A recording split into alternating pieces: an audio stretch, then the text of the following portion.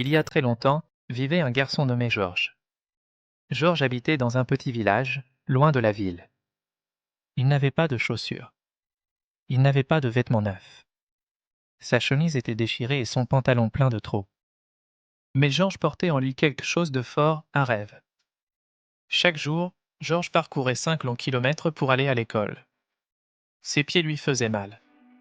La route était couverte de poussière et de pierres. Mais il marchait, jour après jour, sans jamais manquer. Georges voulait devenir inventeur. Il voulait créer quelque chose qui pourrait aider les gens. Il voulait fabriquer une lampe. Sa mère vendait des patates douces au marché et leur maison restait toujours sombre le soir.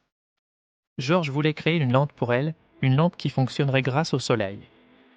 Il commença donc à récupérer des fils, des radios cassées et de vieilles batteries dans les poubelles. Il s'asseyait dehors la nuit pour essayer de construire une lampe solaire. Mais sa première lampe ne fonctionna pas. La batterie fuma et brûla le papier posé sur la table. Il réessaya. La deuxième ne pouvait pas se recharger. Il réessaya encore. La troisième se brisa en morceaux le matin du concours scientifique de l'école. Les autres enfants se moquèrent de lui. Tu devrais vendre des patates douces comme ta mère, lança un garçon. Tu ne construiras jamais rien, ajouta un autre. Georges était triste. Il avait envie de pleurer. Mais il ne s'arrêta pas. Il ne s'enfuit pas. Le soir, Georges allait chez le boucher pour demander de vieux journaux. Il lisait des histoires sur les grands inventeurs. Il prenait des notes dans un vieux cahier. Puis il allait voir un vieil homme du village. Cet homme était électricien. Georges lui posait des questions. « Tu veux apprendre, n'est-ce pas » demanda l'homme. Georges acquiesça. « Oui. Je veux aider ma mère. » L'homme sourit. « Alors n'abandonne pas. » Georges continua de construire. Il utilisait des pièces de récupération et du métal provenant de ventilateurs cassés. Il mangeait peu, mais travaillait dur. Ses mains étaient toujours sales. Ses yeux fatigués. Mais son cœur brûlait de passion. Puis un jour, quelque chose changea. Le directeur entra dans la classe et annonça « Les enfants, écoutez. Un riche marchand viendra à l'école la semaine prochaine. Sa compagnie offre un grand prix. Ils veulent trouver de jeunes inventeurs. » La classe s'agita. « Un homme riche » demanda une élève. « Oui » répondit le directeur. « Et il choisira la meilleure idée. » Le marchand arriva. Il avait des caméras et portait une montre en or. Il parla au directeur « Nous cherchons des talents. Nous voulons aider un enfant prometteur. » Georges ne disait rien. Il restait assis au fond de la salle. Puis Maya, son amie, s'approcha de lui. Elle lui adressa un sourire doux. « Réessaie, Georges, dit-elle.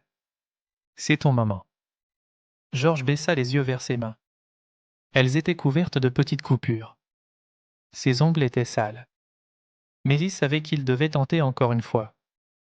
Ce soir-là, Georges se remit au travail.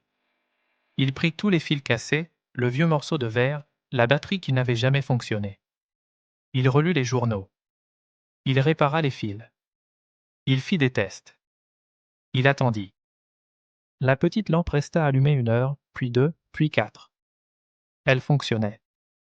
Il alla à l'école avec son modèle dans une boîte. Le marchand se tenait devant les juges, caméra à la main. Un enfant présenta un dessin. Un autre montra une petite voiture. Puis Georges se leva.